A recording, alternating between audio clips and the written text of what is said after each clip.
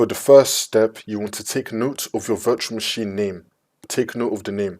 For the second step, you want to close VirtualBox. So you want to go to search and type in Task Manager, click on it.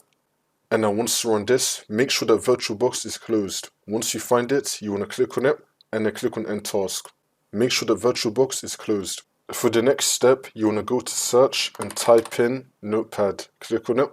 And now once you run this, there's going to be two commands down below in the description. Just copy and paste both of them into here. Now where it says VM name on the second command, you want to type in your virtual machine name that you took note of earlier. For me, it's this one right here. Next, you want to go to search and type in CMD. Now, you want to run it as administrator. And then click on yes. And now once you run this, you just want to copy and paste these two commands one by one. Start with the first one, Control C to copy it, come to CMD, and then Control V to paste it. And then click on enter.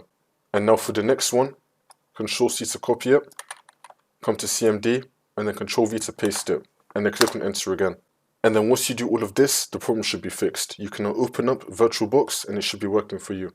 One more thing, if the second command did not work, then just remove all of this. Remove your virtual machine name and just keep the quotation marks. Then you want to paste in that second command.